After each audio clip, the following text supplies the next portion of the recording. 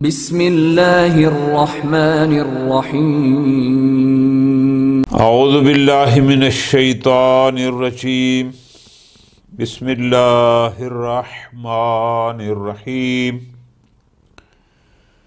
وقال علیہ السلام الحلم عشیرہ۔ عشیرہ اردو میں قبیلے کو کہتے ہیں، خاندان پورا، جیسے قبیلہ ہوتا ہے، فلاں قبیلہ فلاں قبیلہ۔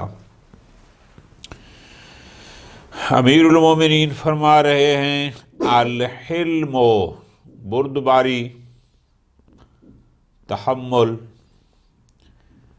برداشت، عشیرتن ایک قبیلہ ہے۔ کیا مطلب؟ جیسے ایک شخص کا تعلق کسی بڑے قبیلے سے ہو اور مشکل وقت میں وہ قبیلہ اس کے ساتھ کھڑا ہوتا ہے، اس کی خوشی میں دنیا اس کے برادری کے قبیلے کے لوگ اس کے ساتھ ہوتے ہیں، اس کی غمی میں لوگ اس کے ساتھ ہوتے ہیں۔ امیر المومنین فرمانا یہ چاہ رہے ہیں کہ جس بندے میں قوت برداشت ہوگی، تحمل ہوگا،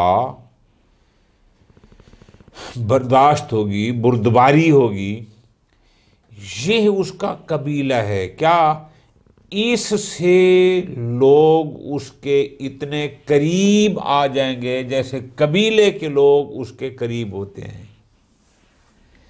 مراد اس کے دوستوں میں اضافہ ہوگا، اس کے خیر خواہوں میں اضافہ ہوگا، اس کے ہمدردوں میں اضافہ ہوگا۔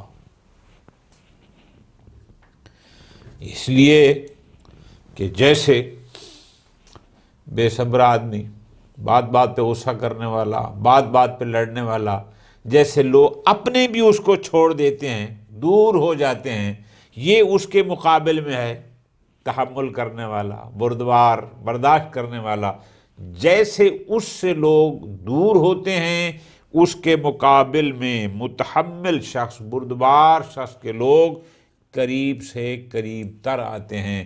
جیسے خاندان انسان کا جتنا بڑا ہو، مضبوط ہوتا ہے، یہ بردباری، یہ تحمل بھی امیر المومنین فرماتے ہیں ایک قبیلہ ہے، اور یہ قبیلہ اس کی سپورٹ کرتا ہے، اس کے ساتھ کھڑا ہوتا ہے۔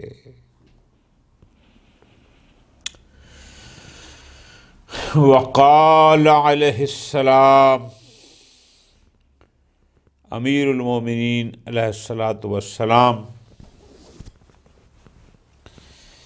ہمیں ہماری حیثیت یاد دلا رہے ہیں کہ تم لوگ کتنے کمزور ہو، کتنے ضعیف ہو۔ اتنے کمزور اور ضعیف آدمی کو تکبر جچتا نہیں ہے، غرور جچتا نہیں ہے۔ کیسے؟ سبحان اللہ، فرماتے ہیں مسکین ابن آدم، ابن آدم، اولاد آدم، انسان، آدمی مسکین ہے، بے بس ہے، بے چارہ ہے، مرادی معنی کر لیں، کمزور ہے۔ مسکین کو ویسے فقیر کہتے ہیں، یعنی کمزور ہے، ضعیف ہے، اتنا لاچار ہے۔ کیسے؟ کہ مکتوم الاجل، اجل کہتے ہیں موت کو، مکتوم جس کی موت خفیہ ہے، سوائے اس کے کہ جس نے موت دینی ہے کسی کو علم نہیں ہے۔ جا رہا ہے، کئی واقعات ہم نے اپنی زندگی میں دیکھے ہیں، گاڑی کی ڈرائیونگ سیٹ پر بیٹھے، ہارٹ اٹیک ہوا، وہیں ختم۔ جہاز میں سفر کر رہا تھا، ہارٹ اٹیک ہوا، وہیں ختم۔ جا رہا تھا، ایکسیڈنٹ ہوا، وہیں ختم۔ جا رہا تھا، گر گیا، چوٹ لگی، وہیں ختم۔ مکتوم الاجل، کتنا بیچارہ ہے، کتنا کمزور ہے کہ جس کی موت خفیہ ہے، سوائے موت دینے والے کے اس موت کا کسی کو علم نہیں۔ مکنون العلل، علت بیماریاں، جس کی بیماریاں مکنون پوشیدہ ہیں، مکنون مستور پوشیدہ چیز پر پردہ ڈال دو تو ایسی چیز چھپ جاتی ہے، کوئی پتہ نہیں کس وقت کون سی بیماری اس کی ظاہر ہو جائے، اس کو تو پتہ نہیں ہوتا اور اس کے بس میں بھی نہیں ہے، بس اس کو پتہ ہے جو دیتا ہے۔ محفوظ العمل، جس کی زندگی کی کوئی حرکت ایسی نہیں کہ جس سے غفلت برتی گئی ہو، جس کی ہر حرکت محفوظ ہے، اس کے نامہ اعمال میں ہر لمحہ درج ہو رہا ہے کہ زندگی کے کس لمحے میں اس نے کیا کیا۔ عمل لغوی معنی تو ہوتا ہے نا فعل، کوئی کام کرنا، ہر کام، ہر حرکت، اگر تو کہیں دیکھتا ہے تو وہ بھی محفوظ ہے، اگر کہیں ہاتھ اٹھاتا ہے تو وہ بھی محفوظ ہے، کہیں قدم اٹھاتا ہے تو وہ بھی محفوظ ہے، کچھ بولتا ہے تو وہ بھی محفوظ ہے، جو کچھ تو کرتا ہے محفوظ ہے، جس کا تمہیں علم بھی نہیں۔ موت اٹل لیکن تو اسے مخفی، بیماریاں آتی ہیں تمہیں پتہ نہیں، پوشیدہ، جو کچھ کر رہا ہے سب کچھ باقاعدہ اس کو محفوظ کیا جا رہا ہے، آج کی زبان میں اس کو سب کچھ تیری ہارڈ ڈسک میں سیو کیا جا رہا ہے، کچھ بھی ضائع نہیں ہو سکتا، یہ تو خراب ہو جاتی ہیں وہاں یہ تصور بھی نہیں ہے۔ یہ انسان کتنا بیچارہ ہے۔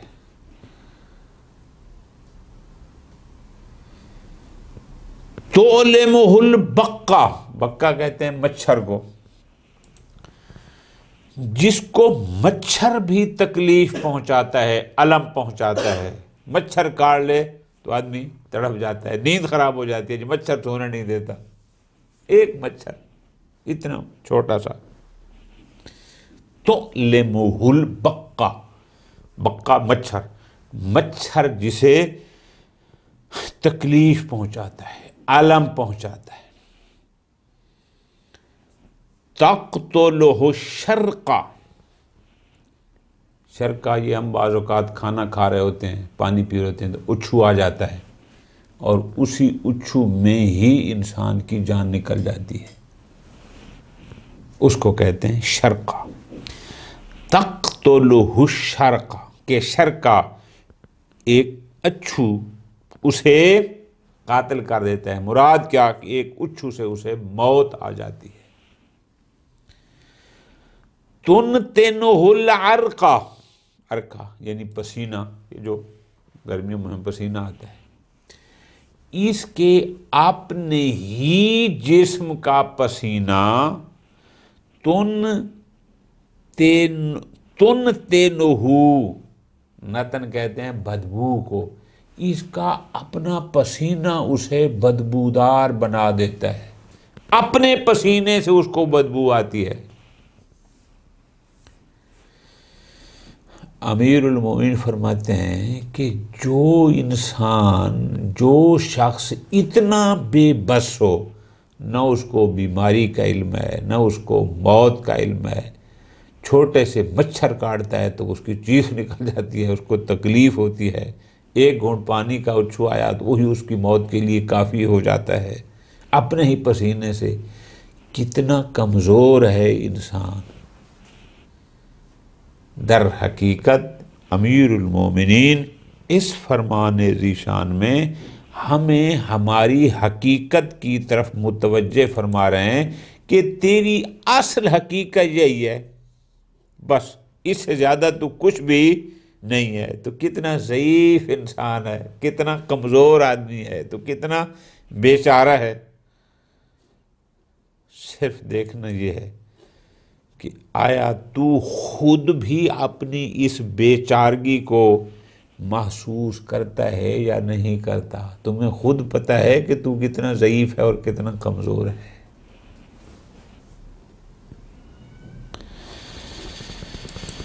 اللہ اکبر،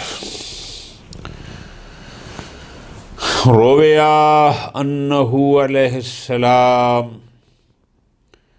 کان جالسا فی اصحابہ فمرت بہم امرأۃ جمیلہ. بالکل آج کے زمانہ اور معاشرے کے عین مطابق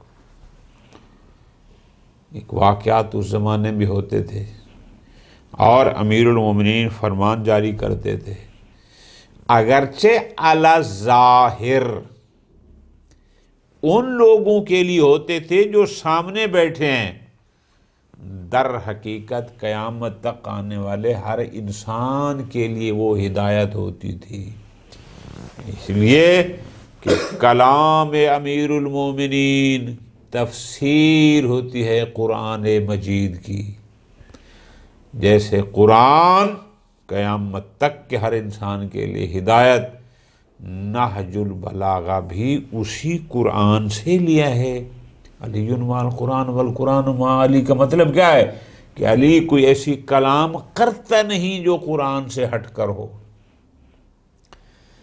ہدایات فرامین امیر المومنین بھی قیامت تک کے لیے ہیں. ابھی یہ فرمان آپ دیکھیں، اور پھر جہاں آپ بیٹھے ہیں، کسی بازار میں بیٹھے ہیں، کسی دفتر میں بیٹھے ہیں، کسی بس اڈے پہ کھڑے ہیں، کہیں بھی کھڑے ہیں، ایک لمحے کے لیے وہاں رک جائیں، صرف 1 منٹ، اور اس فرمان کو پھر دیکھیں آیا ایسا معاشرے میں ہو رہا ہے یا نہیں ہو رہا. کسی سے پوچھنے کی ضرورت نہیں ہے، کوئی لمبی چوڑی کتابیں نہیں، کوئی کئی گھنٹے کئی دن نہیں ہے. ایک لمحے کسی بھی پبلک پلیس پر کھڑے ہیں، وہیں رک جائیں، رک کے پھر آپ تھوڑا جائزہ لیں اور اس کے بعد چل پڑیں. کیا ایسا اب ہو رہا ہے یا نہیں ہو رہا؟ اگر اب ایسا ہو رہا ہے تو امیر المومن کی ہدایت آج کے لیے بھی ہے. رویا روایت میں یہ آیا ہے کہ انہ علیہ السلام کان جالسا فی اصحابہ، امیر المومنین اسلام اپنے اصحاب میں بیٹھے تھے. فمرت بہم امرأۃ جمیلہ، اور قریب سے کسی خوبصورت عورت کا گزر ہوا. خوب. فرمقها القوم بأبصارہم، ٹھیک ہے جی. جب وہاں سے گزرا لوگوں نے اس خاتون کی طرف دیکھنا شروع کر دیا. ٹھیک ہے جی، دیکھنا شروع کر دیا. فقال علیہ السلام، لوگوں کی اس حرکت کو دیکھ کر امیر المومنین نے انہیں نصیحت فرمائی. آج ہم جس معاشرے میں ہیں، کیا آج بھی ایسا ہوتا ہے یا نہیں ہوتا؟ اور اگر آج بھی ایسا ہوتا ہے تو امیر المومنین کی نصیحت پھر آج کے لیے بھی ہے، اور یقیناً ہے. جب لوگوں نے اس خاتون کی طرف دیکھا، فوراً فرمایا ان ابصار هذه الفحول توامح. فحول فحل کی جمع ہے، فحل ہر مذکر کو کہتے ہیں. توامح، توامح یہ بھی جمع ہے تامحن کی. تامح کہتے ہیں کہ جب آنکھ اٹھائی جائے، دیکھا جائے، کسی طرف غور کیا جائے یا زیادہ دیر تک وہاں دیکھا جائے، اس کو کہتے ہیں. خوب، یہ لفظی معنی امیر فرماتے ہیں ان ابصار هذه الفحول. ان فحول لفظی معنی تو ہے نا مذکر، لیکن مراد کیا ہے؟ ان مردوں کی آنکھیں توامح، اٹھنے والی ہیں، تاکنے والی ہیں. یعنی یہ لوگ، ان کی نظریں تاک میں ہیں اور جمی رہتی ہیں. کسی طرف غور سے دیکھنا، تاک میں رہنا، متوجہ ہونا، یہ ایسے ہیں. وَإِنَّ ذَلِكَ، اور یوں کسی خاتون کو تاکنا، کوئی گزرتی خاتون جا رہی ہے اور یہ اس کو توجہ سے دیکھ رہے ہیں، تاک رہے ہیں، باقاعدہ اس کو غور سے دیکھ رہے ہیں. فرماتے ہیں ان ذالک، ان کی یہ حرکت، ان کی یہ نظر بازی، سبب حبابہا، حباب لغوی لحاظ سے یہ ان جانوروں کے لیے استعمال ہوتی ہے کہ جب کوئی مؤنث جانور مذکر جانور کی طلب کرے یا کوئی مذکر جانور مؤنث کی طلب میں ہو، اور جو آواز ہوتی ہے لغوی طور پر یہ اس کا معنی اس کا یہ ہوتا ہے حباب کا. لیکن یہاں پر مرادی معنی ہے. مرادی معنی کیا ہے؟ فرماتے ہیں ان ذالک، کہ تمہارا یہ تاڑنا، یہ طاق لگانا، یہ نظر بازی، اس کو دیکھنا خواتین کو، سبب حبابہا، تمہاری خواہشات کو ابھارنے کا سبب ہے، کہ اس سے تمہارے اندر جو تمہارا نفس امارہ ہے وہ تمہاری خواہش کو اور شہوت کو ابھارنے کا یہ سبب بنتی ہے. امیر المومنین فرماتے ہیں پس فَإِذَا، پس فا آ گیا نا، فَإِذَا نَظَرَ أَحَدُكُمْ إِلَى امْرَأَةٍ، پس تم میں سے جو بھی کسی خاتون کو دیکھے، مراد کیا؟ دیکھے نہیں، یعنی اس کی کسی خاتون پر جب نظر پڑے، توجبہ، اور ایسی خاتون کے جو اس کو اچھی لگے، امیر المومنین فرماتے ہیں فَلْيُلَامِسْ أَهْلَهُ، تو وہ اسے اپنے اہل کی طرف، اپنے گھر والوں کی طرف اس کو متوجہ ہو جانا چاہیے. ٹھیک ہو گیا؟ اپنے ہی اہلی، اپنے ہی گھر والوں کی طرف اس کو متوجہ ہو جانا چاہیے. کیوں؟ اس لیے فَإِنَّمَا هِيَ امْرَأَةٌ، یہ بھی ایک خاتون ہے، کا امراتن، جیسے تیرے اپنے گھر میں خاتون ہے. جب تیرے ذہن میں یہ خاک آئے گا پھر تو شیطان کے چنگل میں آنے سے محفوظ ہو جائے گا. کہ جب کسی خاتون پر نظر پڑ جائے اور تمہیں اچھی لگے، دیکھنا نہیں، نظر شہوت نہیں کرنی، فوراً اپنے گھر کی طرف متوجہ ہونا ہے، اپنے اہل کی طرف، اپنی زوجہ کی طرف. یہ بھی اسی کی طرح ایک عورت ہے. جب آپ یہ کریں گے شیطان کے حملے سے بچ جائیں گے.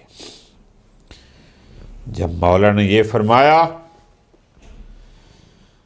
فقال الرجل من الخوارج، ایک خارجی بدبخت، او خوارج جو امام علیہ السلام کی اطاعت سے نکل گئے تھے، اس نے ایک جملہ کہا، ملعون نے، کہتے قاتلہ اللہ کافرا، نعوذ باللہ، امیر المومنین کو کافر کہا کہ اللہ اس کافر کو قتل کرے. ما افقہہ، یہ فعل تعجب ہوتا ہے نا، کتنا بڑا فقیہ ہے، کتنا بڑا فقیہ ہے، کتنا بڑا دانا ہے. جب اس نے یہ کہا فوسب القوم، تو کچھ لوگ اس پر جھپٹے پلٹے، جیسے ہوتے ہیں حملہ آور ہونا. کیوں؟ لیقتلوہ، تاکہ اس کو قتل کر دیں. اس لیے کہ اس نے امیر المومنین کے لیے یہ نازیبا لفظ استعمال کیا. سبحان اللہ، سیرت امیر المومنین. فقال علیہ السلام، مولا نے فوراً فرمایا رویدہ، رویدہ بمعنی امہل کے، ٹھہرو، رکو، کچھ نہیں کرنا. کیوں؟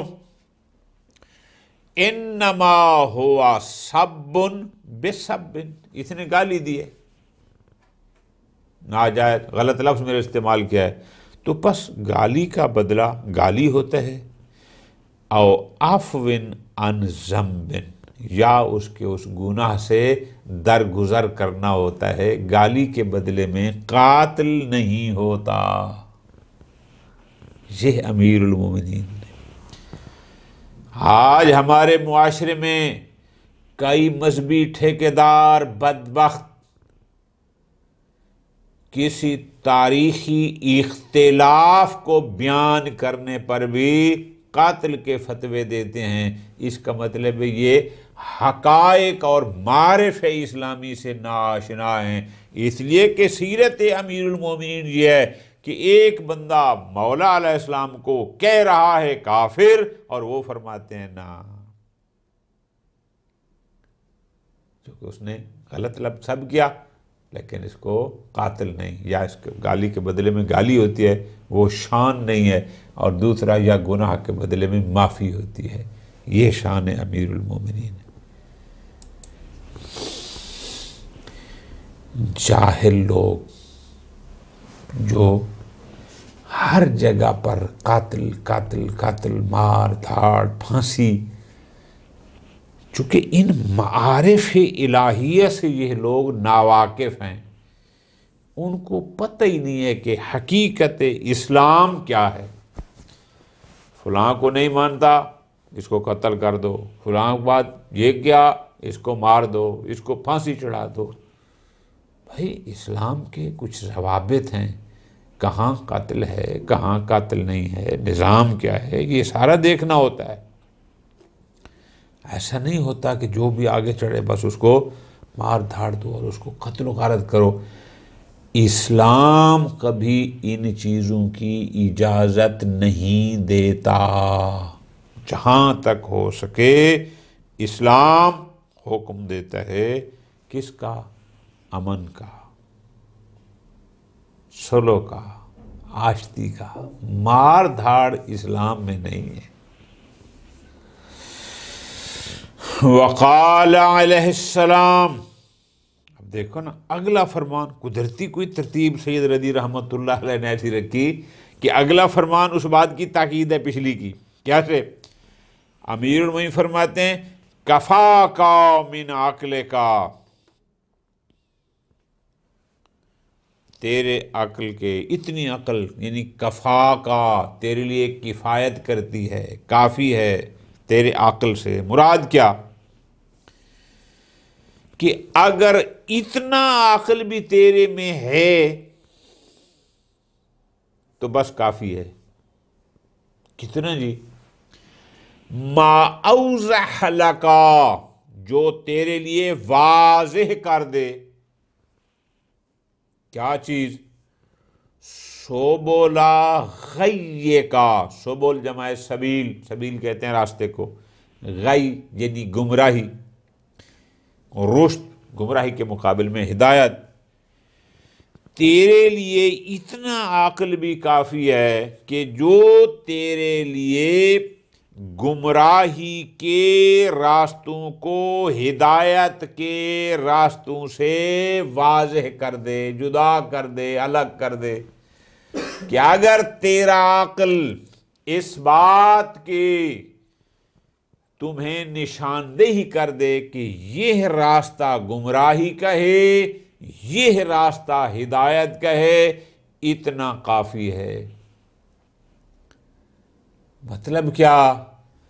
امیر المومنین اصل میں سمجھانا چاہ رہے ہیں کہ اگر تیرا عقل تمہیں ہدایت اور گمراہی کی تمیز دیتا ہے تو عقل مند ہے، اور اگر تو ہدایت اور گمراہی کے فرق کو بھی نہیں سمجھ سکتا، ہدایت کیا ہے، صحیح راستہ کیا ہے، اور گمراہی اور ضلالت کا راستہ کیا ہے، اگر تمہیں اس کی بھی سمجھ نہیں ہے تو اس کا مطلب تیرا عقل سالم نہیں ہے۔ عقل تو تب ہوتا کہ تمہیں ہدایت اور گمراہی کے راستوں کی تمیز ہو جاتی، اور اگر ایسا نہیں ہے تو پھر کچھ بھی نہیں ہے، پھر اس کا مطلب ہے تو خالی ہے، خالی باتیں ہی باتیں ہیں۔ یہ کون سا عقل ہے کہ مال کما لینا؟ عقل ہے ہدایت کے راستے کو سمجھنا، گمراہی کے راستے کو سمجھنا، اس کو عقل کہتے ہیں۔ عقل کا یہ کام ہے۔ وقال علیہ السلام، امیر المومنین ارشاد فرماتے ہیں اس فرمان مبارک میں مولا ہمیں متوجہ فرما رہے ہیں، خبردار کسی نیکی کو چھوٹا نہ سمجھنا، کسی نیکی کو چھوٹا نہ سمجھنا کہ یہ چھوٹی ہے، نہ نیکی نیکی ہوتی ہے، وہ ظاہراً چھوٹی سی بھی ہو تو بھی وہ نیکی ہوتی ہے، بڑی ہوتی ہے، ظاہراً مقدار کے لحاظ سے معمولی ہو تو بھی وہ کثیر ہوتی ہے۔ فرمانا یہ چاہتے ہیں، چونکہ ابھی آ جائے گا، ابھی آپ سمجھیں گے فرمانا کیا چاہ رہا ہے۔ جب بھی تمہیں نیکی کا موقع ملے، ولو وہ بالکل معمولی اور چھوٹی سی بھی کیوں نہ ہو، اس کو ہاتھ سے جانے نہ دینا۔ کیوں؟ اگر آپ نہیں کریں گے تو کوئی اور اس کو انجام دے دے گا، آپ اس سے محروم رہ جائیں گے۔ یہ لوگ بیٹھے ہوتے ہیں نا، وہ جی ہمارا دل تو چاہتا ہے جی کار خیر کریں، فلاح و بہبود کے، ہم کوئی بڑا پروجیکٹ لانچ کرنا چاہتے ہیں۔ بھائی بڑا جب ہوگا سوگا، پہلے چھوٹے چھوٹے تو کار، اس لیے کہ نیکی چھوٹی ہوتی ہے، نیکی میں چھوٹی بڑی کی بات نہیں ہوتی۔ قال علیہ السلام، امیر المومنین فرماتے ہیں، افعلوا الخیر، خیر کو انجام دو۔ کیا؟ یعنی کارہائے خیر کو انجام دو، اچھے کام کرو۔ وَلَا تَحْقِرُوا مِنْهُ شَيْئًا، خیر سے، اچھائی سے، نیکی سے کسی چیز کو حقیر نہ سمجھو کہ یہ چھوٹی سی ہے، یہ حقیر ہے، نو۔ فرماتے ہیں فَإِنَّ صَغِيرَهُ كَبِيرٌ، اس لیے کہ بھلائی، خیر، بھلائی، نیکی چھوٹی بھی ہو تو وہ بڑی ہے، وَقَلِيلُهُ كَثِيرٌ، اور تھوڑی بھی ہو تو وہ بہت ہے۔ وَلَا يَقُولَنَّ أَحَدُكُمْ، متوجہ فرما رہے ہیں، کوئی بھی تم میں سے یہ نہ کہے، کیا؟ ان احدن اولا بفعل الخیر منی، کہ مجھ سے زیادہ فلاں حقدار ہے اس نیکی کو انجام دینے کے لیے۔ یعنی اگر ایک خیر کا کام تمہارے سامنے آ گیا، بھلائی کا جو کر سکتے ہو، تو تم اس کو انجام نہ دو کہ میرا خیال ہے فلاں بندہ اس نیکی کو بہتر طریقے سے کر سکتا ہے، ان احدن، کہ کوئی اور اولا بہتر کر سکتا ہے اس کار خیر کو مجھ سے، ایسا نہ کرنا۔ کیوں؟ فَيَكُونَ وَاللَّهِ كَذَلِكَ، اگر ایسا کرو گے تو اللہ کی قسم ایسا ہی ہو جائے گا۔ کیا؟ تم محروم رہ جاؤ گے اس خیر کو انجام دینے سے، اس بھلائی کے کام کو انجام دینے سے، اور دوسرا اس کو انجام دے دے گا۔ فرماتے ہیں اِنَّا لِلْخَيْرِ وَالشَّرِّ أَهْلًا، اس لیے کہ خیر اور شر کے کچھ اہل ہیں۔ کیا مطلب؟ یعنی کچھ لوگ ہیں جو کار خیر، بھلائی کی امور انجام دیتے ہیں، اور کچھ لوگ ہیں جو کار شر انجام دیتے ہیں۔ فَمَهْمَا تَرَكْتُمُوهُ مِنْهُمَا كَفَاكُمُوهُ أَهْلُهُ، پس تم اگر ان میں سے کسی کو چھوڑ دو گے تو پھر کوئی اور اس کا اہل اس کو انجام دے دے گا۔ لہذا اگر ایک غلط کام ہے، برا کام ہے، تم چھوڑ دو گے، تم اس کے عقاب سے بچ جاؤ گے، کوئی اور کرتا ہے تو کرتا رہے۔ اور اگر ایک خیر کا عمل ہے، اگر تم چھوڑ دو گے تو اس کی برکت سے تم محروم رہ جاؤ گے، کوئی اور آ کر دے گا۔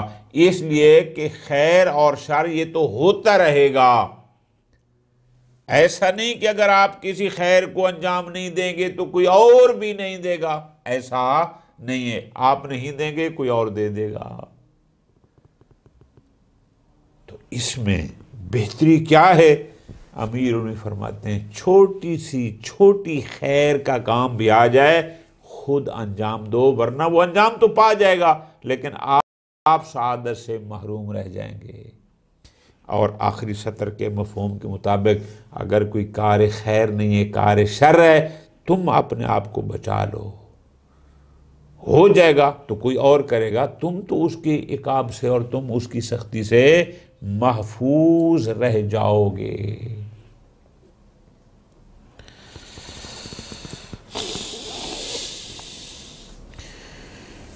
وقال علیہ السلام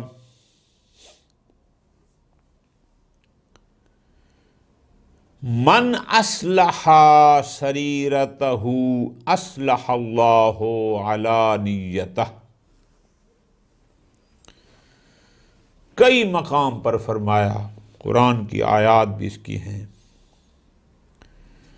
جس کا نچوڑ ایک ہی جملہ ہے، وہ ہے اللہ کے ساتھ اپنے معاملے کو ٹھیک رکھو۔ اللہ کے ساتھ تمہارا معاملہ ٹھیک ہے، دنیا کا کوئی کچھ نہیں کر سکتی۔ کوئی عارضی تکلیف آ بھی جائے تو مسئلہ نہیں، اصل معیار یہ ہے۔ امیر المومنین یہی فرما رہے ہیں من اصلح سریرتہ، جو شخص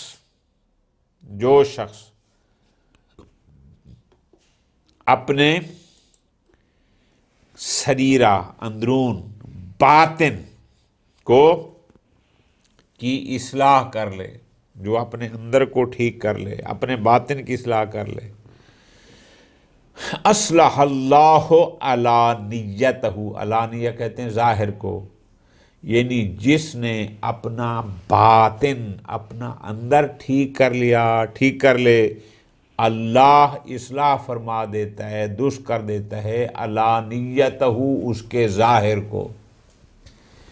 تو باطن کو اللہ کے لیے صحیح کر لے، اللہ تیرا ظاہر دنیا کے لیے درست فرما دے گا۔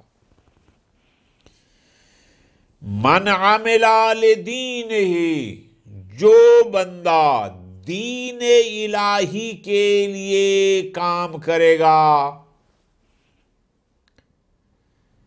جو بندہ دین الہی کے لیے مصروف عمل رہے گا، کفاہ اللہ امر دنیاہ، اللہ اس کے دنیاوی امور کو خود کفایت کرتا ہے، خود درست کرتا ہے، خود پورے کرتا ہے۔ اس لیے کہ یہ کیسے ہو سکتا ہے کہ میرا سروکار، میری مصروفیات، میری مشغولیات ساری دین الہی کے لیے ہو، اور پھر دنیا میری وہ خود ٹھیک نہ کرے جو خالق دنیا ہے؟ ہو نہیں سکتا۔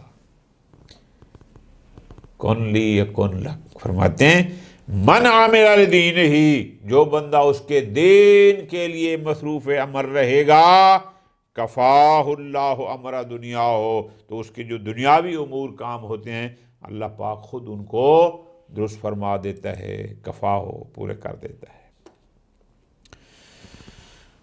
اور تیسرا جملہ فرمایا، مفہوم سب کا ایک ہے، فرماتے ہیں وَمَنْ أَحْسَنَ فِي مَا بَيْنَهُ وَبَيْنَ اللَّهِ، جو بندہ اپنے اور اللہ کے درمیان معاملات کو احسن، حسین رکھتا ہے، بہترین رکھتا ہے، احسن اللہ ما بینہ و بین الناس، پھر اللہ بھی اس کے اور لوگوں کے درمیان معاملات کو خوبصورت رکھتا ہے، ٹھیک رکھتا ہے، آسان رکھتا ہے۔ پس آپ اپنا باطن ٹھیک کریں اللہ کی خاطر، ظاہر اللہ ٹھیک کرے گا۔ آپ اس کے دین میں مصروف عمل ہو جاؤ، آپ کے جو دنیاوی امور ہیں وہ خود اس کے سبب بناتا جائے گا، وہ خود بخود ٹھیک ہوتے جائیں گے۔ اپنے اور اللہ کے درمیان معاملات کو درست رکھو، تمہارے اور لوگوں کے درمیان معاملات کو درست رکھنا یہ اس ذات کا کام ہے۔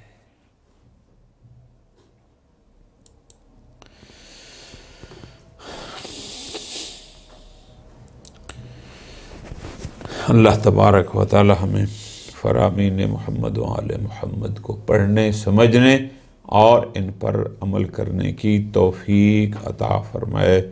وصلی اللہ علی محمد و آل محمد۔